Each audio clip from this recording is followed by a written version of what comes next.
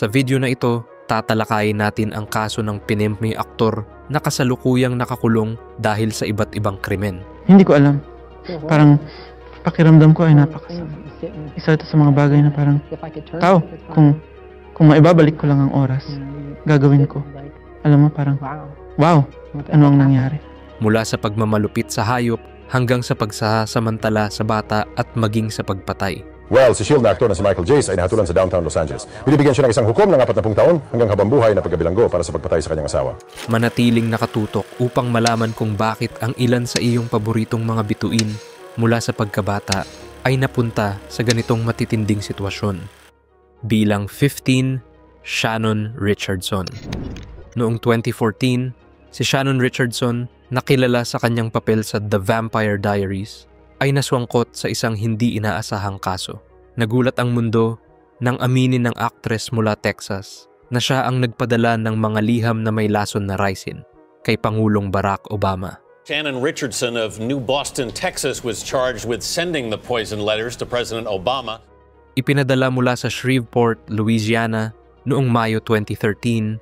Ang mga liham na ito ay naging sanhi ng pandaigdigang pagkabahala. Sa investigasyon, natuklasang ang ricin ay nakuha mula sa castor beans at ipinakita ng mga record na kamakailan lamang bumili si Richardson ng mga butong ito kasama ng lye, isa pang sangkap ng naturang nakamamatay na substansya. Sa kabila ng kanyang pagtatangkang isisi ito sa kanyang asawa, hindi siya nagtagumpay sa korte. Dahil sa nakaambang habambuhay na pagkakakulong, tinanggap niya ang isang plea deal na nagresulta sa isang iakno taong sentensya. Dagdag pa rito, inutusan siya ng korte na magbayad ng $367,000 bilang danyos. Bilang 14, Ryan Grantham. Noong 2022, si Ryan, na minsan ay nakilala sa kanyang inosenteng imahe na parang tauhan sa Diary of a Wimpy Kid, ay dumaan sa isang matinding pagbabago. Mula sa isang walang muwang na aktor, tungo sa isang mamamatay tao na walang pagsisisi.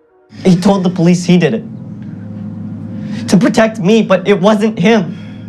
Ang aktor na naging tanyag dahil sa kanyang papel sa Riverdale ay hinatulan ng habambuhay na pagkakakulong matapos barilin at patayin ang kanyang sariling ina sa kanilang tahanan sa Canada. Si Barbara White, ina ni Grantham, ay tahimik na tumutugtog ng piano nang walang habas siyang barilin ng nooy 21 taong gulang na si Ryan gamit ang isang baril. Sa kabutihang palad, hindi na kinailangang maglunsad ng malawakang paghahanap ang mga awtoridad dahil boluntaryo siyang sumuko. Inamin niya, hindi lamang ang karumal-dumal na krimen, kundi pati ang kanyang balak na targetin si punong ministro Justin Trudeau at magsagawa ng pamamaril sa isang paaralan. Sa kabutihang palad, nahuli siya bago niya maisakatuparan ang mga balak na ito. Ngayon, habambuhay siyang makukulong. Ryan Grantham was not charged in connection with the alleged assassination attempt on Trudeau. He was sentenced to life in prison for murdering his mother. Sa kabila ng pagsusumamo ng kanyang mga abogado para sa mas magaan na sentensya, tanging napapayag ni Haucom Kathleen Kerr na pag-isipan ang kanyang posibilidad para sa parol pagkatapos ng minimum na 14 na taon. Maliwanag na malabong siya ay makalaya sa ngayon. Bilang 13, Zach Avery. Si Zachary Horwitz, nakilala sa Hollywood bilang aktor na si Zach Avery, ay isa ring producer ng Minamata. Noong Oktubre 2021, humarap siya sa batas dahil sa wire fraud. Sa loob ng mahabang panahon, pinamunuan ng aktor mula sa Trespassers ang isang Ponzi scheme kung saan nilinlang nila ang mga mamumuhunan. Kasama ang kanyang mga kasabwat, inalok ni Zachary ang mga mamumuhunan ng peking pangako na nakakuha sila ng licensing rights sa mga pelikulang ipalalabas umano sa home box office at Netflix sa ibang bansa. Ngunit ang mga kasunduang ito ay pawang kasinungalingan. Ang Ponzi scheme ay nagresulta sa napakalaking kita na umabot sa $660 million. Gayunpaman, nang mabunyag ang pandaraya, natagpuan ni Zachary ang kanyang sarili sa likod ng rehas matapos makapanloko ng mahigit $200 million mula sa mga mamumuhunan. Bukod pa rito, iniutos ng hukom ng distrito ng Estados Unidos na si Mark Christopher Scarsi na bayaran niya ang halos $230 million bilang kabayaran sa kanyang mga nabiktima. Bilang 12, Michael Jace. Si Michael Jace ay kinikilala ng marami sa kanyang pagganap bilang pulis na si Julian Lowe sa FX drama na The Shield. Ngunit mas kilala rin siya sa isang malagim na insidente noong 2014 kung saan binaril niya at pinatay ang kanyang sariling asawa. Matapos ipahayag ng kanyang asawa ang plano nitong makipaghiwalay, agad tumawag si Jace sa pulisya at inamin ang pamamaril. Ayon sa mga ulat, una niyang binalak na saktan lamang ito, ngunit sa halip tuluyan niya itong napatay. Mas nakapangingilabot, nasaksihan mismo ng kanilang dalawang anak ang insidente. Sa paglilitis, kinasuhan siya ng second-degree murder kung saan isa sa kanyang mga anak ang tumestigo laban sa kanya. Actor Michael Jace pleaded not guilty today to charges he killed his wife. Jace is accused of shooting his wife April to death. Sa kabila ng kanyang pagtatanggi, nahatulan siya noong 2016 at sinentensyahan ng 4 taon sa bilangguan. Labis itong ikinagulat ng kanyang mga tagahanga na dati iniuugnay siya sa mga matapang at mabubuting karakter sa pelikula at telebisyon. Subalit ayon sa mga malalapit sa kanila, matagal nang may kasaysayan ng karahasan sa kanilang relasyon. Sa kabutihang palad, nakakulong na siya ngayon at hindi na makakapanakit pa ng iba. Bilang 11, Allison Mack. Sa loob ng maraming taon, ipinakita ni Allison Mack ang kanyang sarili bilang isang matatag na tagapagtaguyod ng empowerment para sa kababaihan. Bukod sa kanyang karera sa pag-arte, siya rin ang namuno sa Exivam, isang multi-level marketing firm. Ngunit sa likod ng matayog na imahe, ang Exivam ay nagsilbing harapan lamang para mahikayat ang mga kababaihan na sumali sa isang lihim na grupong tinatawag na Dominus Obsequious Sororium. It's the most challenging thing I've ever done because it consists of working with a group of people in a way that is totally interdependent, meaning we're all working together and no one is ever punished and no one is ever told that they're wrong or they're bad. Sa ilalim ng kanyang pamumuno, si Allison ay aktibong namahala sa mga ilegal na operasyon ng grupo. Ngunit noong 2018, siya ay inaresto ng Federal Bureau of Investigation matapos mapatunayang sangkot sa sex trafficking at sa pilitang pagpapagawa ng ilegal na gawain sa iba. Ang mga sumunod na investigasyon ay nagbunyag ng madilim na gawain ng grupo, kabilang ang pagtatatak sa katawan ng mga kababaihan gamit ang inisyal ni Keith Raniere, ang tagapagtatag ng NXIVM, pati na rin ni Mack. Pinilit ang mga babae na lumahok sa mga kompromisong aktibidad tulad ng pagpapakuha ng hubad na larawan. Matapos siyang arestuhin, agad na inamin ni Mack ang kanyang kasalanan sa mga kasong may kaugnayan sa racketeering at racketeering conspiracy. Sa pakikipagtulungan niya sa mga autoridad, nakapagbigay siya ng mahalagang impormasyon na nagresulta sa pagkakahuli ng mga pangunahing personalidad sa NXIVM. Si Raniere ay nahatulan ng 1 taon sa bilangguan, habang si Mack ay nakatanggap ng mas magaan na parusa. 3 taong pagkakakulong dahil sa kanyang kooperasyon. Noong Hulyo 2023, siya ay nakalaya matapos makulong noong 2021. Bilang 10 ka Alan Walker. Si Walker ay nagpakita ng malaking potensyal matapos ang kanyang kahangahangang pagganap sa pelikulang Superfly noong 1970s at lalo pang pinagtibay ang kanyang husay sa pag-arte sa drama na Kings, kung saan nakasama niya sina Halle Berry at Daniel Craig. Gayunpaman, biglang naputol ang kanyang karera nang mabunyag ang kanyang mapagsamantalang gawain. Noong Setyembre 2018, siya ay inaresto matapos lumutang ang maraming modelo na inakit niya sa pamamagitan ng mga peking pangako para lamang abusuhin sila sa sexual na paraan. Bagamat pansamantala siyang nakalaya matapos magpiyansa, muling inaresto si Walker noong Marso 2019 nang mas marami pang biktima ang lumutang dala ang matibay na ebidensya. Sa kanyang paglilitis, napatunayang nagkasala siya sa 9 na kaso ng felony, kaya't hinatulan siya ng 50 taong pagkakakulong ni Superior Court Judge Joseph Brandalino. Bukod pa rito, inatasan siyang magparehistro bilang isang sex offender upang hindi na siya makapanakit muli. Bilang 9, Joe Exotic. Si Joe Exotic ay biglang sumikat sa buong mundo matapos ipalabas ang dokumentaryong Tiger King sa Netflix noong 2020. Kilala siya sa pag-aalaga ng malalaking exotic na pusa sa Garold Wayne Zoo sa Wynnewood, Oklahoma, ngunit hindi nagtagal ang kanyang kasikatan. Noong Setyembre 2018, bumagsak ang kanyang reputasyon nang siya ay arestuhin ng mga awtoridad. Ayon sa investigasyon, tinangka ni Joe na kumuha ng 2 hitman upang ipapatay si Carol Baskin Baxton, isang kapwa tagapagtanggol ng mga hayop na kanyang inaakusahang ng aabuso sa mga ito.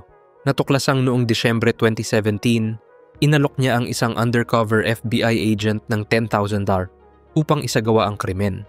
Lalo pang lumala ang sitwasyon nang akusahan siya ni Baskin ng pagkakasangkot sa pagkawala ng kanyang dating asawa, si Don Luis, na sinasabing ipinakain sa mga tigre.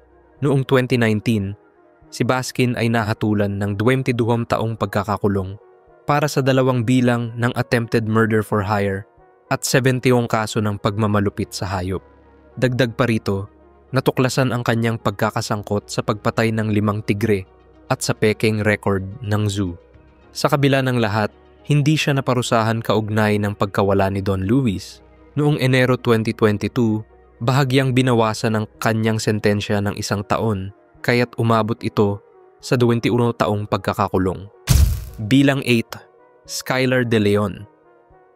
Si De Leon ay naging bahagi ng maraming kabataan dahil sa kanyang papel sa Power Rangers. Ngunit nang hindi na umangat ang kanyang karera sa pag-arte, pinili niyang tahakin ang landas ng krimen. Noong 2004, isinagawa ni Skylar ang pagpatay kina Thomas at Jackie Hawks mula sa Prescott, Arizona. Ang mag-asawa na nagbebenta ng kanilang minamahal na bangka ay bigla na lamang nawala sa misteryosong paraan. Kalaunan, lumabas na si Skylar at ang kanyang asawang si Jennifer De Leon ang may pakana ng pagnanakaw sa bangka. Sa kasamaang palad, sa gitna ng kanilang panloloob, iginapos ang mag-asawang Hawks at itinapon sa karagatan na hindi na muling natagpuan. Sa loob ng maraming taon, nakatakas si Skylar sa mga awtoridad hanggang sa umamin ang isa sa kanyang mga kasabwat na nagresulta sa kanyang pagkakaaresto. Noong 2009, siya ay hinatulan ng parusang kamatayan dahil sa bigat ng kanyang krimen. Be like, man, if I could turn back the time, I would. But it's like, you sit and you're like, wow, what the heck happened? Gayunpaman, hindi pa ito naipatupad dahil sinuspinde ng California ang pagpapatupad ng death penalty. Simula noong 2009, sumailalim si Skylar sa hormone replacement therapy. Nagpalit ng kasarian mula lalaki patungong babae at ngayon ay kinikilala bilang Skylar Preciosa. Bilang 7, Amy Locane. Amy Locane, who is an actress on the TV show Melrose Place, was ordered back to prison for a crash that killed a New Jersey woman 9 years ago. Ang dating sikat na aktres noong 90s, nakilala sa kanyang papel sa Cry Baby, ay dumaan mula sa pagnanakaw ng puso ng mga manonood sa pelikula patungo sa isang mas madilim na katotohanan, ang pagsisilbi ng sentensya sa bilangguan dahil sa aggravated manslaughter. Ang trahedya ay nag-ugat sa isang insidente noong Hunyo 2010. Nang si Locane, matapos uminom sa isang barbecue party, ay nagmaneho pa uwi sa bilis na 85 km kada oras sa isang 50 km kada oras na zone. Sa kasamaang palad, dahil sa kanyang pagiging pabaya, siya ay bumangga sa sasakyan ni Fred Seaman habang ito ay papasok sa kanyang driveway. Bagamat nakaligtas si Fred, hindi ganoon ang kanyang asawa na si Helene na binawian ng buhay sa aksidente. Agad na dumating ang mga awtoridad at natuklasang ang antas ng alkohol sa dugo ng aktres ay 3 beses na mas mataas kaysa sa legal na limitasyon. Sa kanyang paglilitis, hinatulan siya ng 3 taong pagkakakulong. Isang desisyong inulan ng batikos dahil sa tila magaan na parusa kumpara sa bigat ng kanyang ginawa. Gayunpaman, muling binuksan ang kaso at noong 2019, siya ay muling sinentensyahan ng 5 taong pagkakakulong. Sa kabila ng kanyang pagtutol at pagsampa ng apela, lumala pa ang kanyang sitwasyon nang kalaunan ay mapatunayang nagkasala siya sa second-degree vehicular homicide, kaya't nadagdagan pa ang kanyang sentensya ng 8 taon. Sa ngayon, si Locane ay naghihintay pa rin ng parol na maaaring isaalang-alang makalipas ang 1 taon. Bilang 6, Harvey Weinstein. Si Harvey Weinstein, nakilala sa pagpoproduce ng mga iconic na pelikula tulad ng Pulp Fiction at The Lord of the Rings. The Fellowship of the Ring ay minsang itinuring na isang haligi ng industriya ng aliwan. Gayunpaman, bumagsak ang kanyang imperyo noong 2017 matapos ilabas ng New York Times at New York Post ang isang investigasyong nagsiwalat ng nakakakilabot na katotohanan sa likod ng kanyang kapangyarihan. Maraming biktima ang matapang na lumantad at naglahad kung paano ginamit ni Weinstein, isang dating direktor, ang kanyang impluwensya upang pagsamantalahan sila sa sexual na paraan. Walang duda, ginamit ni Weinstein ang kanyang kapangyarihan upang patahimikin ang kanyang mga biktima sa loob ng maraming taon.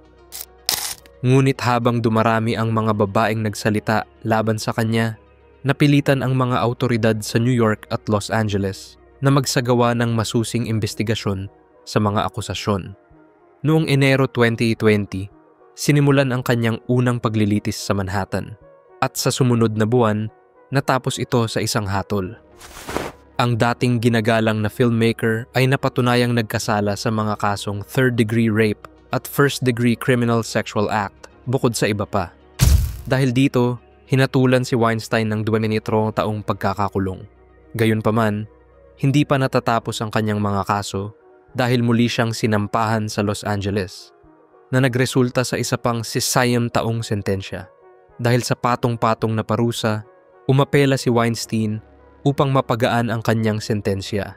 Ang kanyang pagkakaaresto ay naging isang mahalagang sandali sa Me Too movement na nagbigay liwanag sa malawakang pang-aabuso sa industriya ng entertainment at nagdulot ng investigasyon sa iba pang mga kilalang personalidad bilang 5 Todd at Julie Chrisley. Sumikat sina Todd at Julie Chrisley sa buong mundo noong 2014 sa pamamagitan ng kanilang reality TV show na Chrisley Knows Best na nagbigay sa mga manonood ng sulyap sa kanilang marangyang pamumuhay kasama ang kanilang mga anak. Ang kanilang marangyang buhay na pangunahing sinuportahan ng tagumpay ni Todd bilang isang negosyante at real estate mogul ay mistulang kahanga-hanga. Gayunpaman, sa likod ng kanilang makintab na imahe ay may isang madilim na katotohanan. Noong Agosto 12, 2019, lumutang ang malalaking paratang laban sa mag-asawa, kabilang ang conspiracy, bank fraud, tax evasion at wire fraud. Matapos ang isang paglilitis na natapos noong Hunyo 7, 2022, parehong napatunayang nagkasala sina Todd at Julie sa lahat ng kaso. Si Todd ay kasalukuyang nagsisilbi ng 2 taong sentensya sa Federal Prison Camp Pensacola, habang si Julie ay nakakulong sa Federal Medical Center Lexington sa Kentucky upang pagdusahan ang kanyang 7 taong sentensya. Sa kabila ng kanilang mabigat na sitwasyon, tila kumampi ang kapalaran sa kanila noong 2023 nang paikliin ang kanilang mga sentensya. Dahil dito, inaasahang makakakalaya si Todd sa 2033 habang si Julie naman ay lalaya sa 2028. Bilang 4 Joe Son. Nagsimula ang legal na problema ni Joe Son noong Mayo 2008 nang siya ay masentensiyahan ng 16 araw na pagkakakulong dahil sa felony vandalism. Gayunpaman, ang kahilingan na isumite ang kanyang DNA sa mga awtoridad ay naging dahilan ng kanyang kapahamakan. Sa isang rutinang pagsusuri, natuklasang tumugma ang kanyang DNA sa ebidensyang natagpuan sa isang kaso ng pag-atake noong 1990. Bagamat matagal nang nakabinbin ang kaso, naging daan ang bagong ebidensya upang muling buhayin ang investigasyon at arestuhin si Son noong Oktubre 2008. Habang nililitis, lumabas ang testimonya ng biktima na maaaring humantong sa isang 270 taong sentensya sa bilangguan. Gayunpaman, dahil ang paglilitis ay opisyal na nagsimula noong 2011, 21 taon matapos ang insidente, hindi na siya maaaring kasuhan para sa orihinal na krimen dahil sa statute of limitations. Gayunpaman, siya ay hinatulan pa rin ng habambuhay na pagkakakulong dahil sa kaso ng torture.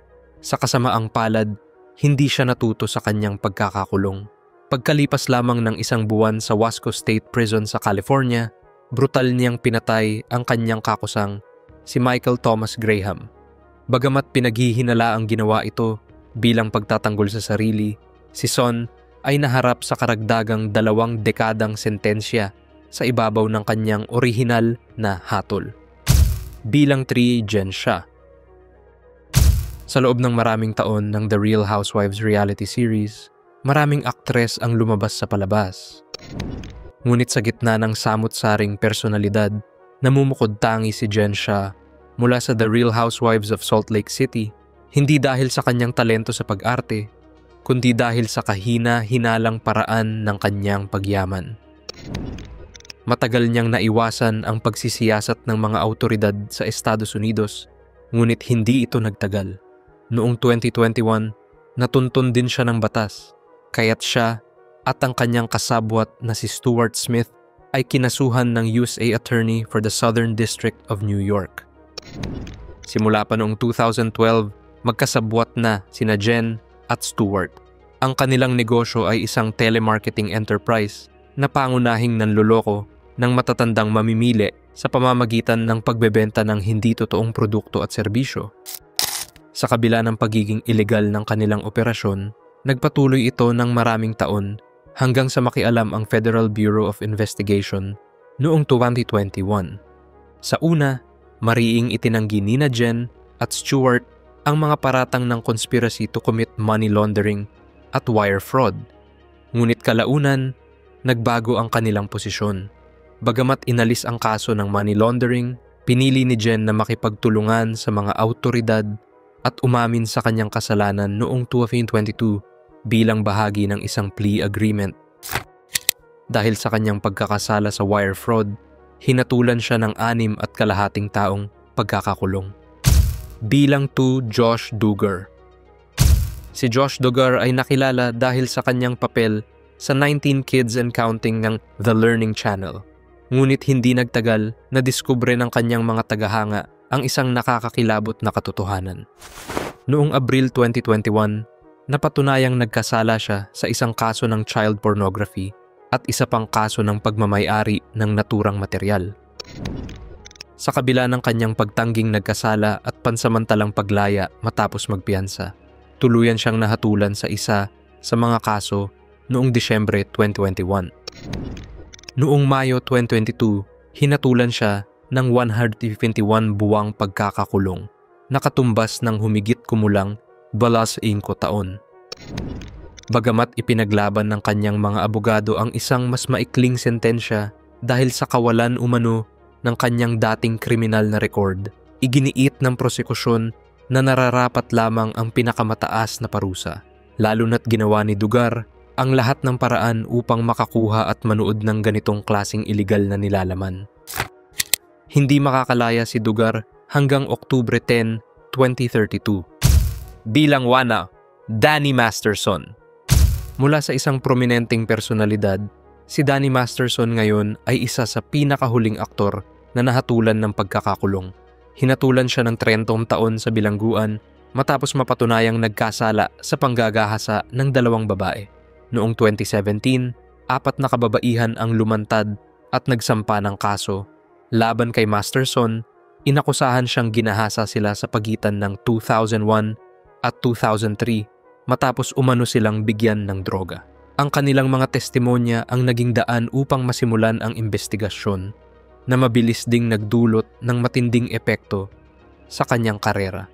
Parehong pinutol ng Netflix at ng United Talent Agency ang kanilang ugnayan kay Masterson bilang tugon sa mga paratang habang patuloy namang nanawagan ang mga tagahanga ng hustisya.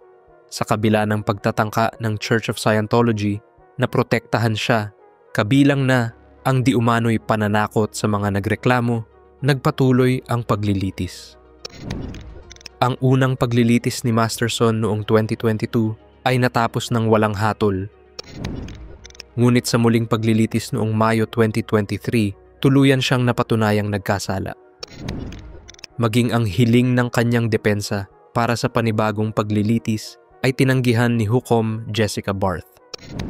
Ano ang pinakanakagugulat na bahagi ng kwentong ito para sa iyo? Ibahagi ang iyong opinyon sa ibaba. Manatiling nakatutok para sa higit pang mga balita.